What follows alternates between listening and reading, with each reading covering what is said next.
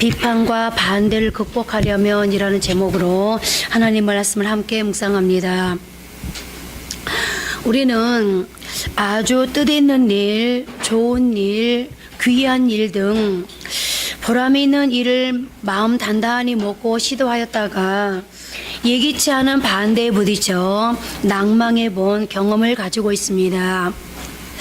우리의 옛 속담에도 호사다마라하여 좋은 일에는 항상 나쁜 일이 따르기 마련이라는 이야기가 있듯이 느헤미야는 하나님의 승인을 받아 백성들과 합력하여 일을 했는데도 예기치 않은 커다란 반대의 벽에 부딪히게 되었습니다. 느헤미야 4장 1절 2절 말씀입니다. 산발랏이 우리가 성을 건축한 다음을 듣고 크게 분노하여 유다 사람들을 비웃으며 자기 형제들과 사마리아 군대 앞에서 일러 말하되 이 미약한 유다 사람들이 하는 일이 무엇인가?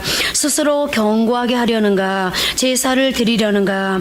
하루의 일을 마치려는가? 불탄 돌을 흙무더기에서 다시 일으키려는가 하고 느헤미야와 함께 성을 쌓는 사람들이 비웃음거리가 되고 있음을 오늘 느헤미야 4장 1절 2절은 기록하고 있습니다. 저들이 하루 만에 이 거대한 공사를 마치려는가?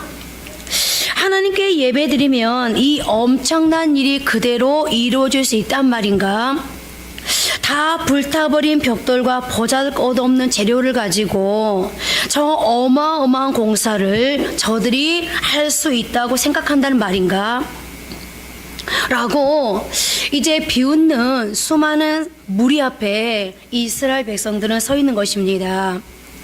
그리고 계속되는 3절 말씀을 보십시오. 암몬 사람 도비아는 곁에 있다가 이르되 그들이 건축하는 돌 성벽은 여호가 올라가도 곧 무너지리라 하더라. 도비아라는 사람은 한술 더 떠서 이렇게 조롱합니다. 여호가 올라가도 무너지겠다. 성경은 비판과 판단을 구별하고 있습니다. 판단이라는 것은 언제나 좋은 뜻으로 쓰여지고 비판이라는 것은 언제나 나쁘게 쓰여졌습니다. 성경은 판단을 장려하되 비판은 금하고 있습니다. 그러나 우리는 그것을 구분하지 않고 비판이라는 한 단어로 쓰고 있는데요. 그리고 우리는 그것을 생산적인 비판과 파괴적인 비판으로 나눌 수 있으며 성경은 생산적인 비판을 장려하고 파괴적인 비판을 경고하고 있습니다. 그런데 오늘 성 쌓는 일을 비판하는 사람들은 파괴적인 비판을 하고 있는 것입니다. 그리고 그들은 성벽 건축만을 방해한 것이 아니라 하나님이 도우시고 허락하신 사역을 비판했으므로 그들은 사실 하나님을 향해 비판하고 있었던 것인데요. 오늘 본문에는 산발락과 도비아가 등장합니다. 그러나 산발락과 도비아에게서 시작된 비판은 점점 주위로 번져서 비판에 동조하는 사람들이 늘어나기 시작했습니다. 오늘 본문 7절입니다. 산발락과 도비아와 아라비아 사람들과 암몬 사람들과 아수도 사람들이 예루살렘 성이 중수되어 그 허물어진 틈이 메꾸어져 간다음을 듣고 심히 분노하여, 그러니까 시작은 산발락과 도비아라는 두 사람이 시작했는데 점점 그 지경이 넓어지면서 아라비아 사람, 암몬 사람들, 아수도 사람까지 이제는 합세해서 이스라엘 백성들, 그러니까 느헤미야를 비롯해서 시작된 성 쌓는 하나님의 성전이 다시 재건되어진, 하나님의 성이 다시 재건되어지는 것을 점점점 더 많은 사람들이 비판하고 조롱하고 방해하는 그런 현상이 계속해서 지금 이어지고 있는 것을 성경이 증언하고 있는 것입니다. 처음에는 산발락과 도비아만 나타났었습니다. 그러나 이제는 숫자가 자꾸만 늘어납니다. 그리고 이런 비판과 반대, 조롱과 비웃음을 받는 하나님의 백성들에게 찾아오기 시작한 위기를 우리는 본문에서 만나게 되는데요. 반대하고 비판하는 주위 사람들에 의해서 어떠한 영향을 받게 되는지를 본문은 세 가지로 밝혀주고 있습니다. 첫째로 그들은 기운이 다 빠져버렸습니다. 오늘 본문 10절입니다. 유다 사람들은 이르기를 흙무더기가 아직도 많거늘 짐을 나르는 자의 힘이 다 빠졌으니 우리가 성을 건축하지 못하리라 하고, 성 쌓는 사람들은 주위의 비웃음의 영향을 받아 아직 할 일이 많이 남아 있는데, 그런데 그럼에도 불구하고 힘이 다 빠졌다라고 말하고 있습니다. 여러분은 이런 경험을 한 적이 있습니까? 큰 일을 하려고 잔뜩 벼르고 있는데 누군가가 와서 한참을 그 일에 대해서 헐뜯습니다. 그러면 힘이 다 빠져버립니다. 무언가 의미 있는 일을 해보려고 혼신의 힘을 다해서 노력하고 있는데 그것이 되겠느냐고, 그것이 가능하다고 생각하느냐고 비판을 합니다. 그래서 힘이 다 빠져버린 경험이 있습니다. 그런데 마귀의 전략 가운데 하나가 김 빼기 작전입니다.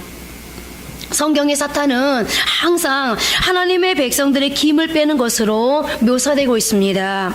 반면에 우리 하나님은 하나님의 백성들에게 언제나 새 힘을 부어주십니다. 그래서 이사야 선지자는 이사야서 40장 28절에서 31절을 통해 이렇게 말하고 있습니다.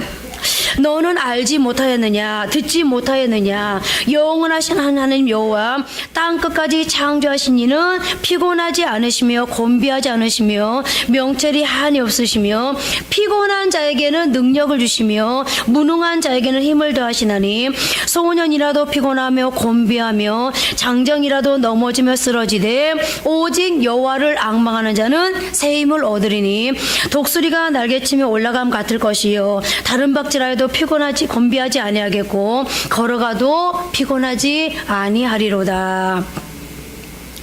새 힘을 더하신 하나님은 언제나 우리에게 새로운 능력과 힘을 주시는 분으로 묘사되고 있습니다. 여러분이 반대나 조롱과 비판에 부딪혀 힘이 다 빠져버리고 무력감 속에 빠졌던 경험이 있다면, 아니 지금도 그 후유증으로 힘이 빠져 계시다면 기억하십시오. 그러한 상황의 배후에 사탄이 역사하고 있음을 말입니다. 둘째로 그들은 낙심하였습니다.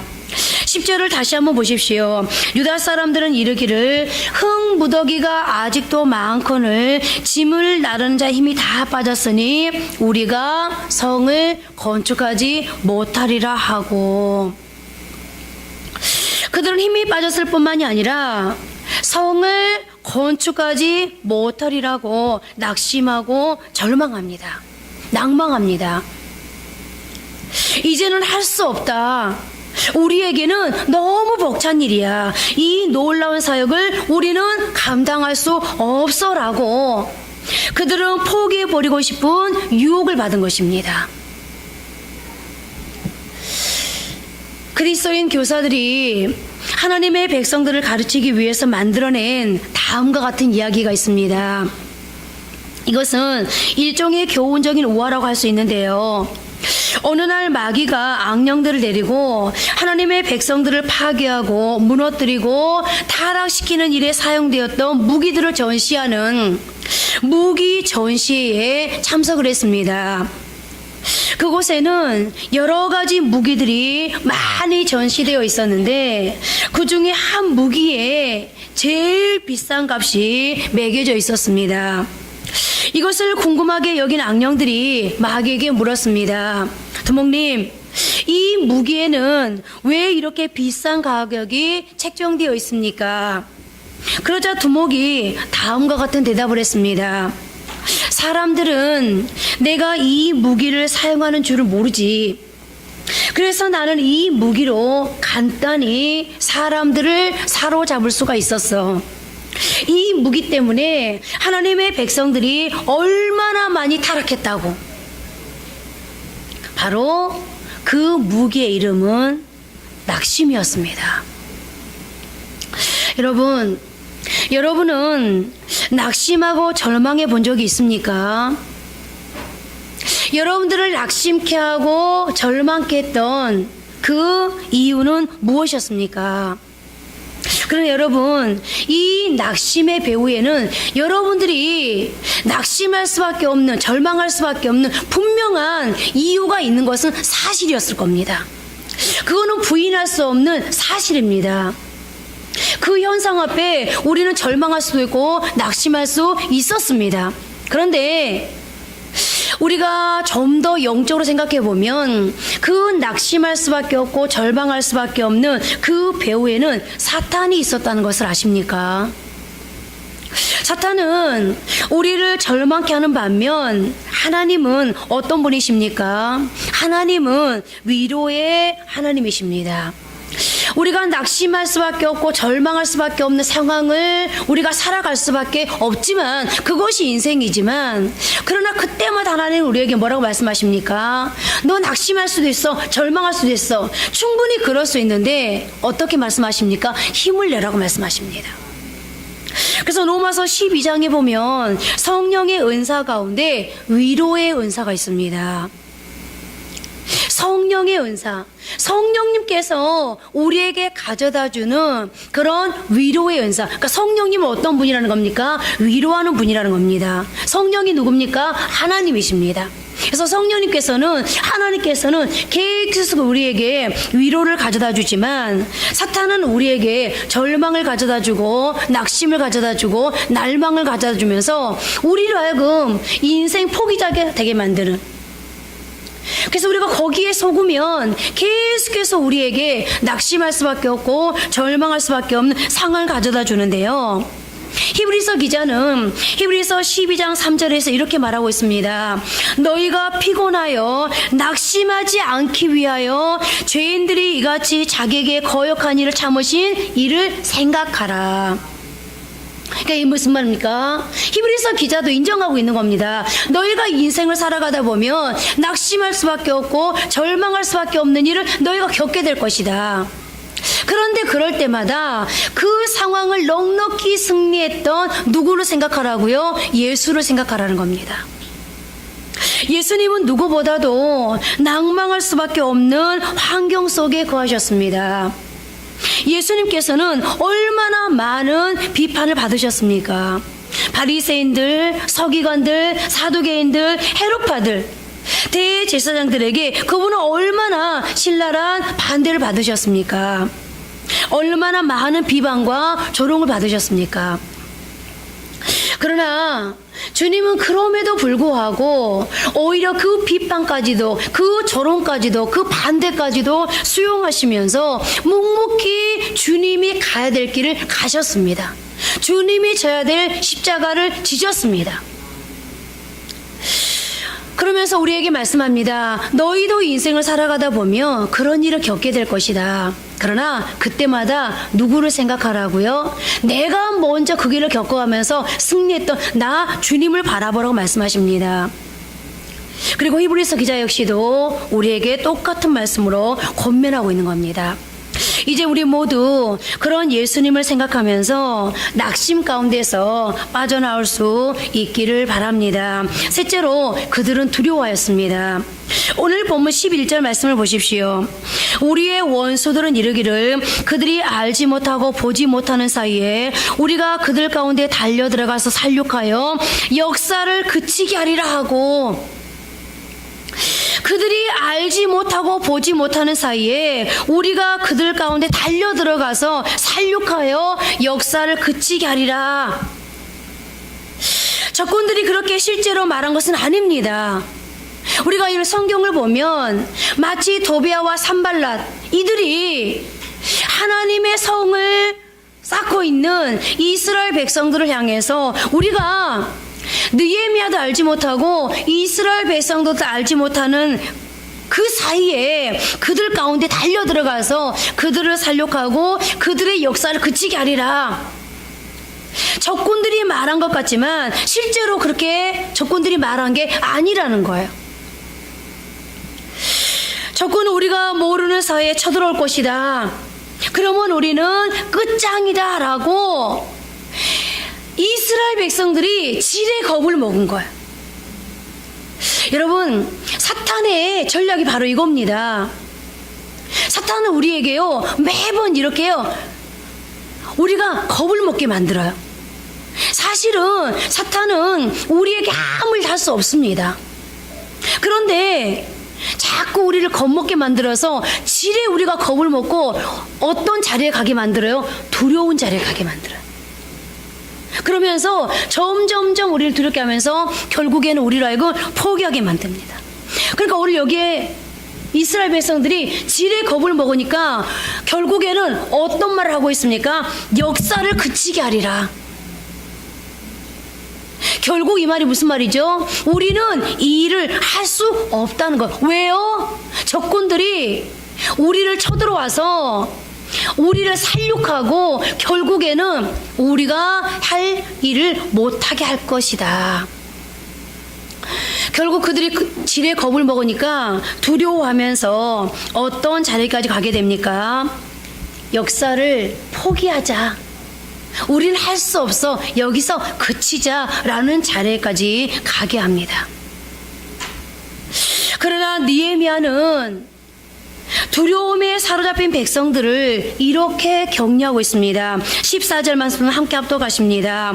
내가 돌아본 후에 일어나서 귀족들과 민장들과 남은 백성에게 말하기를 너희는 그들을 두려워하지 말고 지극히 크시고 두려우신 주를 기억하고 너희 형제와 자녀와 아내와 집을 위하여 싸우라 하였느니라.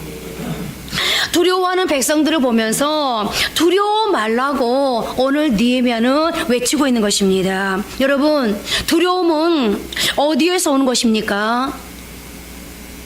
디모데후서 1장 7절은 하나님이 우리에게 주신 것은 두려워하는 마음이 아니요 라고 밝히고 있습니다. 즉 두려움은 하나님에게서 오는 것이 아니라 누구에게서 오는 것이라는 거죠? 마귀에게서 오는 거라는 겁니다. 반면에 하나님은 사랑이십니다. 그래서 디모데는 이렇게 말하고 있습니다. 두려움은 하나님에게서 오는 것이 아니라 마귀에게서 오는 것이다. 하나님이 우리에게 가져다 주는 것은 하나님은 사랑이시라. 사랑 안에 두려움이 없고 온전한 사랑이 두려움을 내어 쫓나니 라고 말씀하고 있습니다. 우리가 파괴적인 비판과 조롱과 비웃음의 대상이 될 때에 우리는 무력해지고 낭망 속에 빠지고 두려움의 포로가 되기 시작합니다. 자, 그러면 이러한 상태를 어떻게 극복할 수 있을까요? 우리의 삶 속에 이런 두려움이 찾아올 때 힘이 다 빠져버리고 소망이 사라지고 절망할 수밖에 없는 그런 상황이 될 때 우리는 어떻게 여기에서 벗어날 수 있을까요? 그리고 우리는 어떻게 포기하고 싶은 그 자리에서 다시 일어날 수 있을까요? 어떻게 이 상황 속에서 다시 재기할 수 있겠습니까? 이러한 반대와 비판에 대응하는 방법을 오늘 느헤미야서는 우리에게 세 가지로 제시해주고 있습니다. 우리의 기운이 다 빠져버렸을 때, 낙심하고 절망하고 있을 때, 두려워하고 있을 때, 아니 이 힘이 빠지고 절망하고 그리고 두려워하다 보니까 결국은 이미 포기했거나 아니면 포기하고 싶은 유혹 앞에서 갈팡질팡하고 있을 때, 방황하고 있을 때 과연 성경은 우리에게 어떤 대안을, 어떤 처방을 제시하고 있을까요? 첫째로 기도해야 한다는 것입니다. 오늘 느헤미야서 4장 4절 말씀입니다. 함께 합독하십니다. 우리 하나님이여 들으시옵소서. 우리가 업심여김을 당하나이다. 원하건대 그들이 욕하는 것을 자기들의 머리에 돌리사 노략거리가 되어 이방에 사로잡히게 하시고. 4장 1절부터 3절에서 비웃음을 당한 느헤미야가 제일 먼저 한 것은 기도였습니다. 자기들을 비우는 자들을 향하여 같이 비웃으며 맞선 것이 아닙니다. 많은 경우에 우리가 잘못한 것이 없이 비판을 당할 때 우리는 어떤 유혹에 쉽게 사로잡힙니까? 그 사람과 맞서서 싸우고 싶습니다. 그죠? 조금 전에 이스라엘 백성들이 느헤미야와 함께 성 쌓는 일을 하나님의 격려와 하나님의 도우심과 하나님의 후원에 의해서 함께 시작했습니다. 그런데 이스라엘 백성들은 반대에 부딪히자 기운이 다 빠져버리고 낙심하고 그리고 두려워하고 있는데 어떻게 느헤미야는 오히려 그런 사람들을 향해서 두려워하지 마십시오. 하나님이 우리를 도와줄 겁니다. 라고 말할 수 있었겠습니까?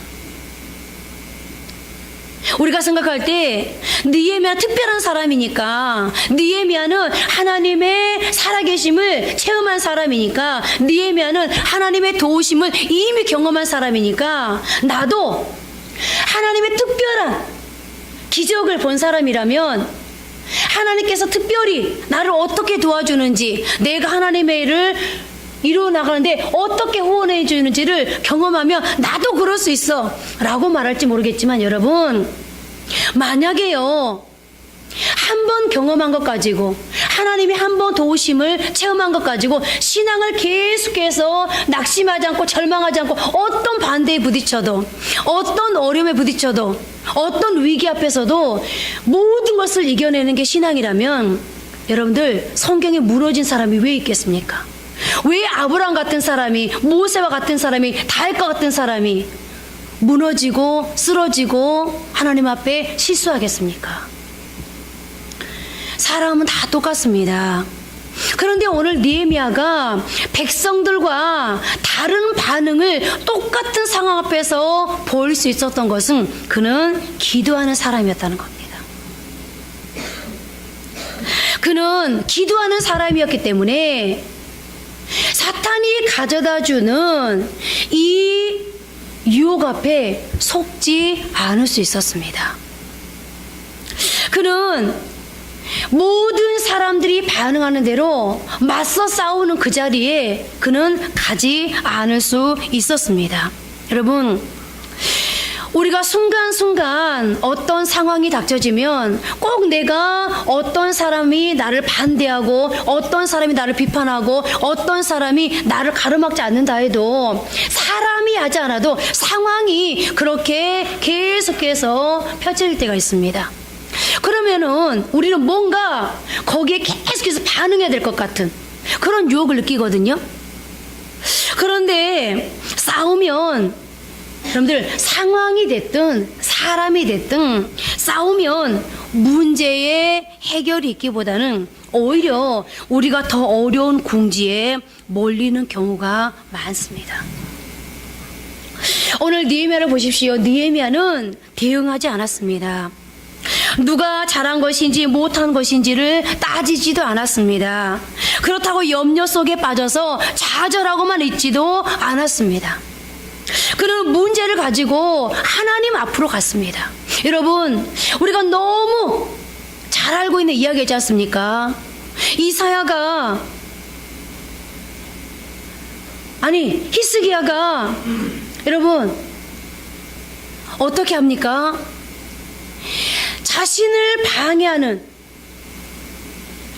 그 어려운 상황 앞에서 처음에 인간적인 반응을 막 보입니다. 그런데요, 그러다가 그들은 어느 날 깨달아요. 아, 이게 아니구나. 내가 원수가 우리나라를 쳐들어와서 나라를 삼키라는 이 상황 속에서 처음에는 그들에게 막 조공을 바쳐요. 비유를 맞춥니다. 그런데 아무리 비유를 맞춰도 상황이 해결되지 않습니다. 그렇게 어떻게 합니까?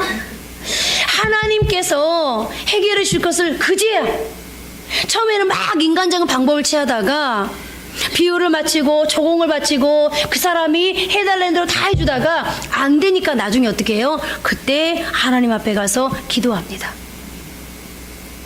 그런데 물론 그때도 하나님께서 기도를 들려주셨습니다. 그런데 오늘 느헤미야는 애초부터 그렇게 하지 않았다는 거예요.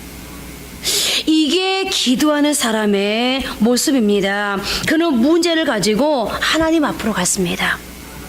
우리 하나님이여 들으시옵소서.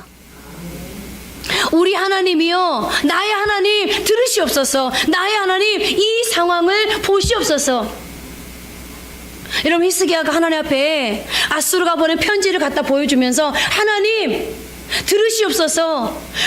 저 아수르 왕 사네립이 하나님을 어떻게 능욕하고 있는지를 들어보십시오. 하나님, 저 아수르 왕 사네립이 하나님의 백성들 협박하는 협박 편지를 보냈습니다. 편지를 보시옵소서 라고 하나님 앞에 가서 무릎 꿇고 도움을 구하지 않습니까? 오늘 느헤미야가 하나님 앞에 하나님이여 들으시옵소서. 무슨 말을 들으라는 거예요? 저 도비앗과 산발락과 암몬 사람들, 저들이 하나님의 성을 쌓는 이 일에 어떻게 방해하고 있는지, 어떤 말로 방해하고 있는지를 들으라는 거예요. 그리고 자기 마음속에 있는 분노와 자기 마음속에 끓어오르는 절망, 그리고 모든 괴로움을 하나님 앞에 다 쏟아놓았습니다.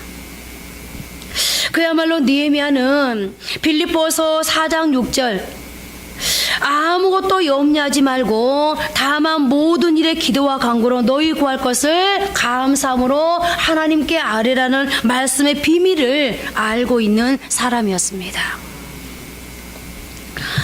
여러분, 우리는 어려운 일을 당할 때 어떻게 처리합니까?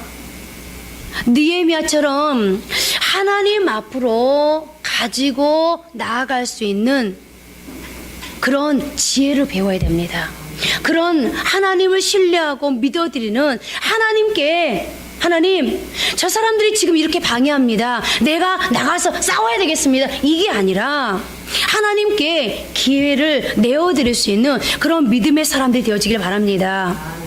모든 문제 해결자이신 그분께 나아가 모든 문제를 다 쏟아 놓으십시오. 모든 것을 숨김없이 다 이야기하십시오. 그러면 하나님께서 해결하실 것입니다. 기도의 성자 조지 뮬러는 다음과 같은 유명한 이야기를 남겼습니다. 무릎으로 인생의 싸움을 싸우는 것을 배우지 못한 사람은 아직도 기독교 신앙의 ABC를 모르는 사람이다. 여러분, 성경의 신앙의 모든 선배들이 문제를 해결받는 첫 번째 키워드는 기도였습니다. 오늘 저와 여러분들에게 힘이 빠지게 만들고 절망하게 만들고 두려워하게 만드는 문제가 있다면 또 한 번 기도의 무릎으로 주 앞에 다가갈 수 있기를 바랍니다. 두 번째로 현 상황에서 최선을 다해야 합니다. 느헤미야는 기도만 하고 게으르게 누워있지 않았습니다. 그는 기도하면서 마땅히 해야 할 일에 전념했습니다. 다시 말하면 그는 기도하면서 현 상황에서 최선의 노력을 다했다는 것입니다. 오늘 어떤 노력들을 했는지를 보십시오. 4장 9절입니다. 우리가 우리 하나님께 기도하며 그들로 말미암아 파수꾼을 주야로 방비하는데, 그는 기도하면서 언제 적들이 쳐들어올지 모르므로 방비하는 일에 게을리하지 않았습니다. 4장 13절입니다. 내가 성벽 뒤에 낮고 넓은 곳에 백성이 그들의 종족을 따라 칼과 창과 활을 가지고 서 있게 하고, 성 둘레에 어디가 취약지구인가를 발견해내고 그 취약지의 경계를 강화했다는 것입니다. 4장 16절입니다.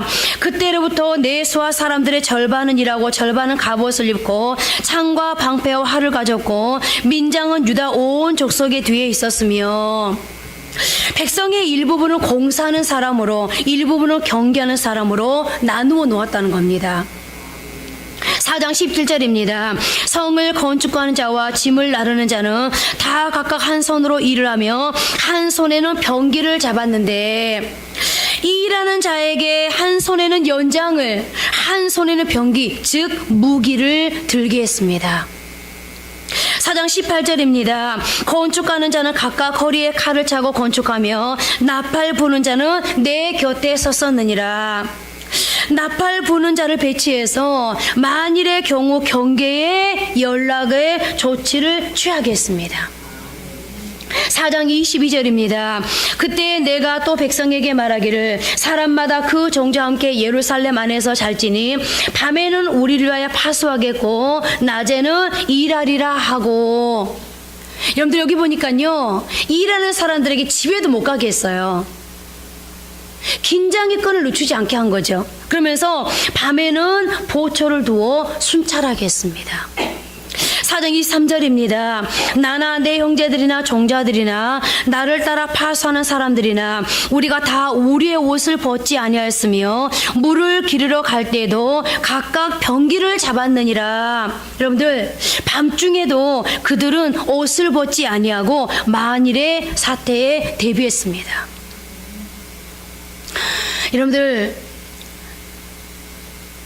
그들은요 이렇게 기도하면서 자신들에게 주어진 현 상황에서 최선을 다했습니다.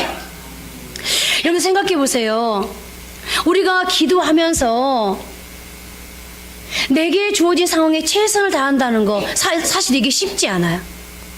왜 그러냐면 대부분의 사람들은 기도하면 하나님께서 들어줄 것을 믿기 때문에 조금은 자신의 상황에 느슨해질 수 있습니다. 그런데 보세요. 그들은 기도하면서, 그러면 이 상황을 우리에게 대입해 보면 기도하면서도요, 여러분들 나 기도하니까 이게 아니라 기도하는 그 순간에도 옷을 벗지 않았다고 생각해 보세요. 얼마나 기도에 전심전력을 다했겠습니까? 그리고 기도하고 난 다음에는 하나님께 맡기는 것도 중요한데 하나님께서 일해 주십시오라고 하나님께 모든 것을 올려드리는 것도 중요한데 내게 주어진 내 삶의 자리에서 최선을 다한다는 것. 결국 그러니까 성경이 우리에게 뭘 가르쳐주고 있는 거죠? 진짜 기도하는 사람은요 자신의 삶에서도 최선을 다한다는 것. 진짜 하나님을 믿는 사람은요 자신이 할 일은 한다는 거예요. 그게 신앙입니다. 그래서 성경은 기도하는 사람에게 인간의 노력을 배제하지 않습니다. 그들은 기도하면서 일했습니다. 기도와 일을 분리하지 않았습니다. 기도와 일을 분리시키면 쉬지 말고 기도하라는 명령에 복종할 수가 없습니다. 그래서 참된 기도는 기도하기 때문에 우리를 아무것도 하지 않게 만드는 것이 아니라 우리가 해야 할 일을 더 잘하게 만드는 것입니다. 그러므로 문제를 두고 기도할 때에 그 문제를 해결하기 위해서 여러분 주어진 상황에서 최선을 다해야 합니다. 세 번째로 크고 두려우신 하나님을 바라보아야 합니다. 오늘 본문 14절입니다.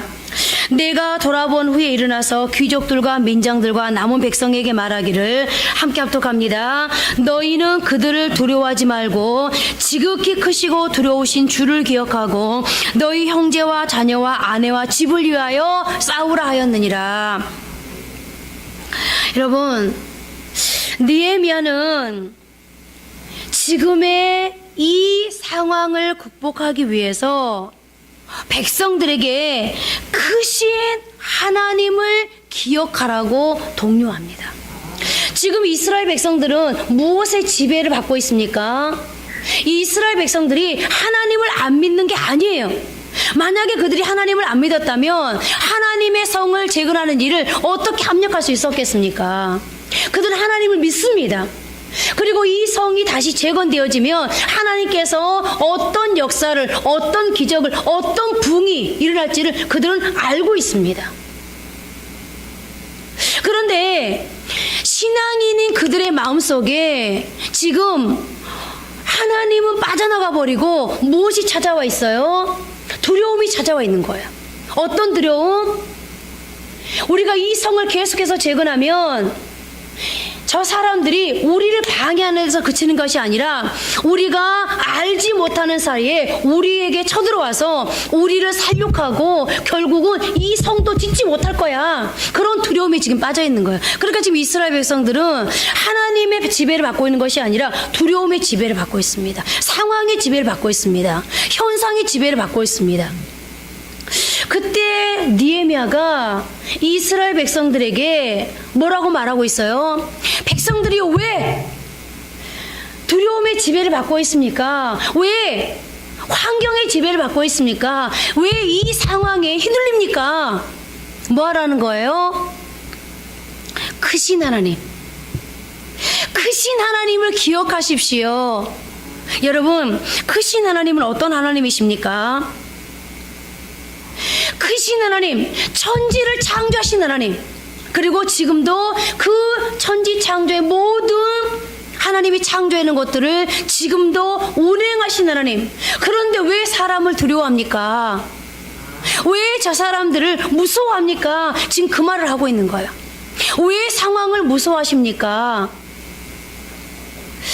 크신 하나님을 기억하십시오 라고 말하고 있는 겁니다. 여러분, 여러분의 하나님은 크신 하나님이십니까? 여러분은 참으로 크신 하나님을 지금 믿고 계십니까? 느헤미야는 지금 문제 앞에서 당황해서 어쩔 줄 모르는 백성들에게 외칩니다. 여러분, 크신 하나님을 기억하십시오. 여러분, 하나님을 바라보십시오 그 말이 아니에요. 하나님을 기억하십시오. 지금까지 하나님께서 이 성을 다시 쌓게끔 해주기 위해서, 성을 다시 재건하기 위해서 어떻게 했는지를 제가 여러분한테 말하지 않았습니까? 하나님께서 아닥사스다 왕의 마음을 움직여 주셨습니다. 하나님께서 우리가 성을 다시 재건할 수 있도록 이 많은 재료를 다 주었습니다. 하나님께서 성을 재건할 수 있도록 우리에게 파수꾼도 붙여 주었습니다. 지금까지 하나님께서 우리에게 어떤 일을 어떻게 해 주었는지를 여러분 들었지 않습니까? 그 하나님을 뭐 하십시오? 기억하십시오. 우리에게 어떤 어려운 일이 닥쳤을 때 만일 그 문제가 우리 주님보다 더 크게 보인다면 여러분, 문제가 아닙니다. 하나님을 믿는다고 고백하면서, 그리고 지금까지 하나님의 은혜로 살아왔는데 그럼에도 불구하고 하나님을 보지 않고 아직도 그 문제를 먼저 보고 있다면, 하나님의 지배가 아니라 아직도 그 문제의 지배를 받고 있다면 그것이 더 문제라는 거예요. 느헤미야는 커다란 문제 앞에 직면했습니다. 그러나 그는 지금 이 상황이 이 문제보다도 주님이 더 크다는 사실을 확신했습니다. 불신앙은 문제를 극대화시키지만 신앙은 주님을 더 크게 보이게 한다는 말이 있습니다.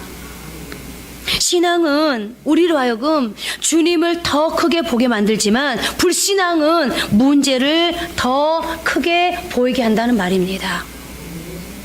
여러분, 이스라엘 백성들이 가나안 땅에 들어가기 전에 그 땅이 어떤 땅인가를 알아보기 위해서 각 지파에서 한 사람씩 12명의 정탐꾼을 가나안 땅에 들여보낸 일이 있었습니다. 그들이 그 땅을 탐지하고 돌아와서 하는 보고를 들어보십시오. 10명의 믿음 없는 사람들과 2명의 믿음 있는 사람들의 보고가 얼마나 다른지를 보십시오. 10명은 이렇게 보고합니다. 그 땅 거주민은 강하고 성읍은 견고하고 심히 클 뿐 아니라 거기서 본 모든 백성의 신장이 장대한 자들이며 우리는 스스로 보기에도 메뚜기 같으니 그들의 보기에도 그와 같을 것이니라. 그러나 하나님의 관점으로 이 모든 상황을 분석하고 해석할 줄 알았던 여호수아와 갈렙은 이렇게 보고합니다.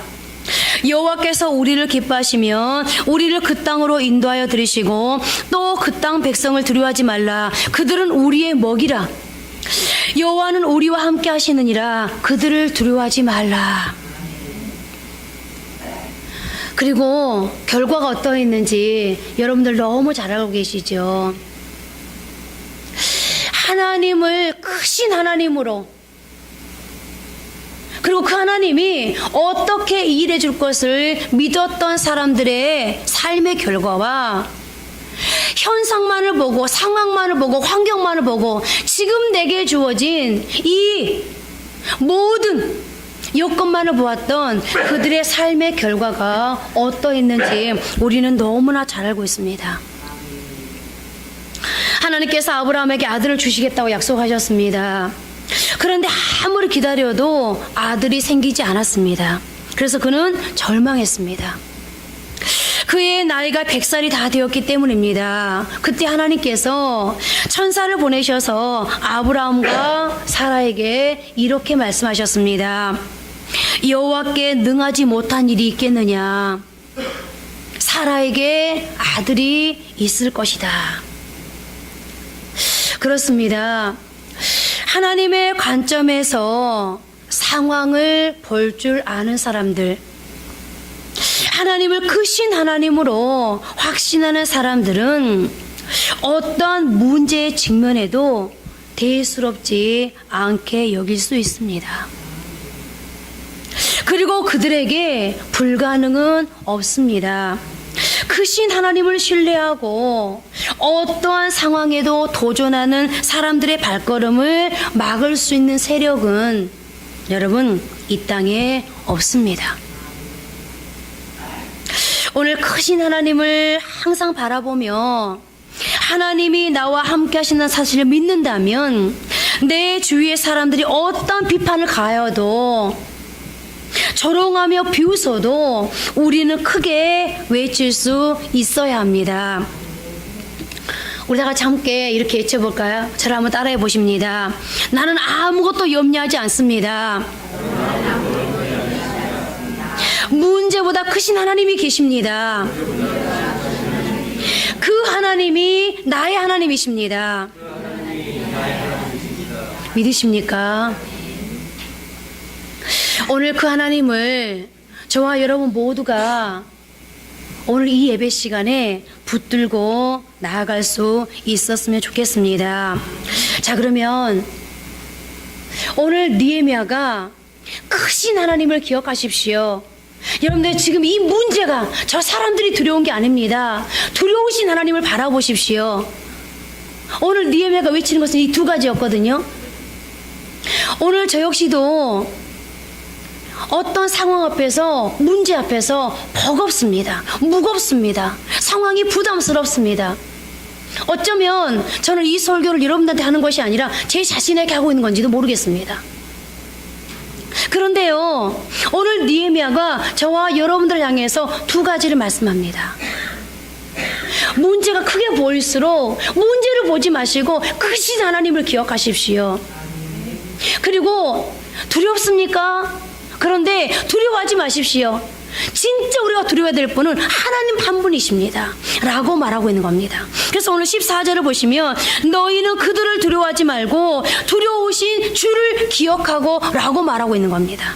그렇습니다. 우리가 두려워할 대상은 주님이지 세상이 아닙니다. 우리가 두려워해야 될 것은 주님이지 상황이 아닙니다. 우리가 두려워야 될 것은 사탄의 유혹, 사탄의 공격이 아닙니다. 그 모든 것을 친히 요리할 수 있는 하나님이십니다. 자, 여러분, 이렇게 느헤미야의 메시지를 듣고 느헤미야의 처방 앞에 순종하면서 다시 기도하는 자리로, 그리고 다시 성벽을 재건하는 자리로, 상황을 두려워하는 것이 아니라 다시 하나님을 두려워하면서 하나님을 바라보는 자리로 이스라엘 백성들이 나아갔을 때 어떤 결과가 온지 아십니까? 오늘 본문 15절 말씀 함께 합독하십니다. 우리의 대적이 우리가 그들의 의도를 눈치챘다 함을 들으니라. 하나님이 그들의 꾀를 피하셨으므로 우리가 다 성에 돌아와서 각각 일하였는데. 아멘.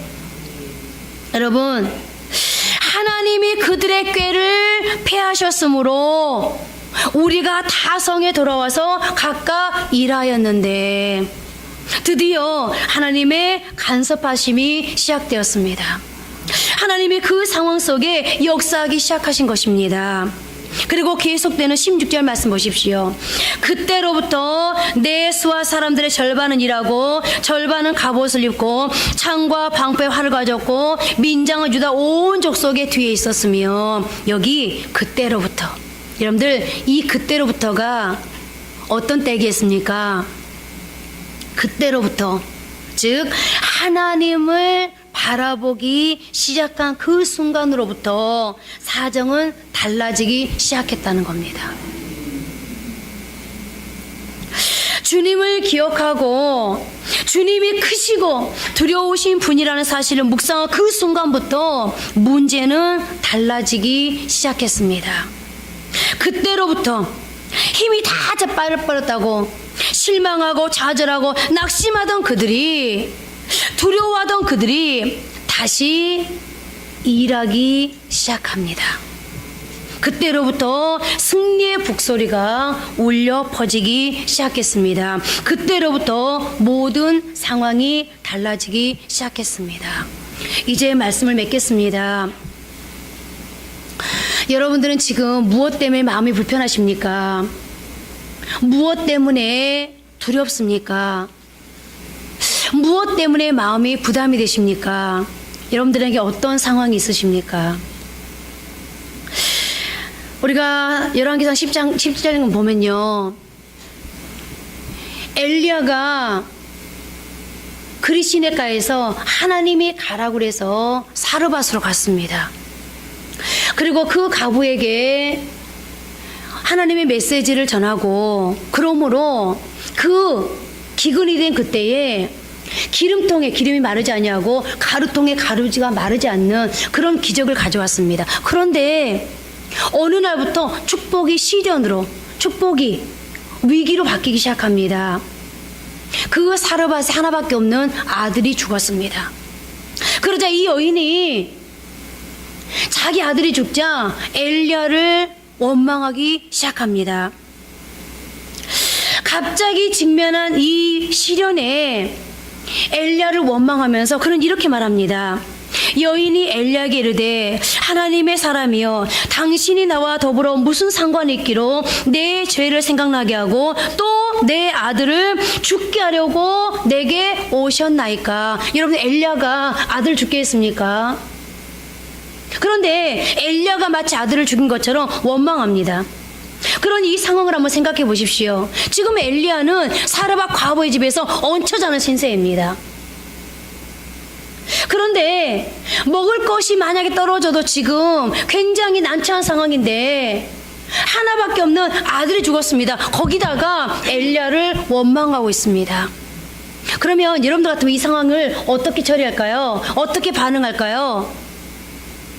아마 도망가게 급급할 거예요.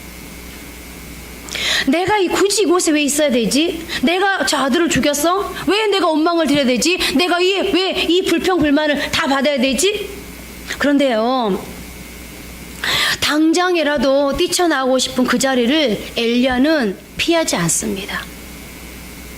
오히려 엘리야는 그 상황 앞에서 어떻게 합니까?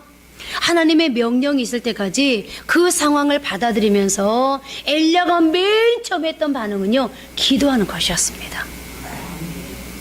상황을 두려워하지 않았습니다. 상황을 피하지도 않았습니다. 오히려 그는 그 자리에서 하나님 앞에 기도합니다. 그랬더니 어떻게 되어집니까? 결국 다시 시련이 축복으로 바뀌는, 위기가 하나님의 기회로 바뀌는 그런 놀라운 기적을 체험하게 되었습니다. 오늘 저도 여러분도 우리 고시사님이 아까 1년의 시작을 또 한 번 해결해 주신 하나님, 그 하나님 앞에서 여전히 우리는 해결되지 않는 여러 가지 힘이 다 빠져버리고 낙심할 수밖에 없고 두려워할 수밖에 없는, 그리고 불안할 수밖에 없는 그런 상황을 또다시 만났습니다. 그러나 이 상황 앞에서 또다시 기도하고 또다시 하나님 앞에 주어진 상황을 최선을 다해서 도전하고 또다시 크고 두려우신 하나님을 바라보심으로 오늘 여러분들에게도 주어진 이 시련이 축복으로 바뀌고 이 위기가 하나님의 기회로 바뀌는 그런 축복이 있기를 주님의 이름으로 바랍니다. 기도하겠습니다. 우리 다 같이 한번 기도했으면 좋겠습니다. 오늘 느헤미야를 생각하면서, 아니 이스라엘 백성들을 생각하면서, 엘리야를 생각하면서, 나는 이 주어진 환경 앞에서, 이 상황 앞에서 나는 지금 어떻게 반응하고 있는가. 이스라엘 백성들이 그랬던 것처럼 힘이 다 빠져버렸어. 더 이상 기운이 없어. 절망하고 좌절하고 낭망하면서 두려워하고 있습니까? 아니면 두려움을 뛰어넘어서 포기할 지경에 이르렀습니까? 이제 다시 한번 그런 우리를 향해서 느헤미야를 통해 우리에게 말씀합니다. 아직 두려워하긴 일러, 아직 포기하긴 일러.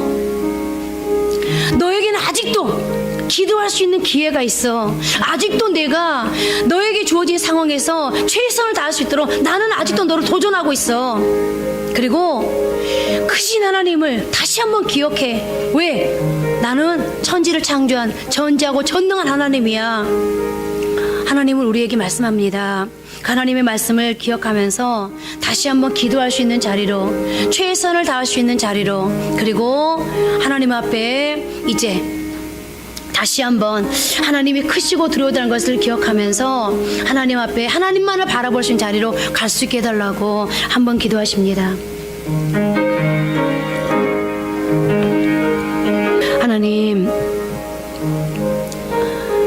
하나님은 매 순간순간마다 우리에게 기회를 주십니다.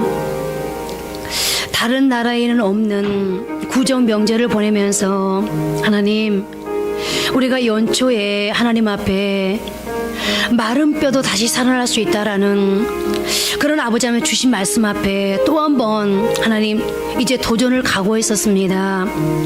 내게 어떠한 부담스러운 상황, 그리고 아버지 하나님 버거운 상황, 그런 상황이 온다 할지라도 하나님, 마른 뼈도 다시 살리신 하나님이 계시기에 그 하나님 붙들고 도전하겠다고 하나님 용기 100배 했는데, 한 달을 살고 두 달을 살면서 하나님 상황을 보니 여전히 해결되지 아니하고, 아니 더 정말 아버지 하나님 답답해져 가고 더 꼬이는, 더 무거워지는 그런 상황 앞에서 하나님 마른 뼈도 살리신 그 하나님을 잠시 잊고 상황의 지배를 받았었습니다.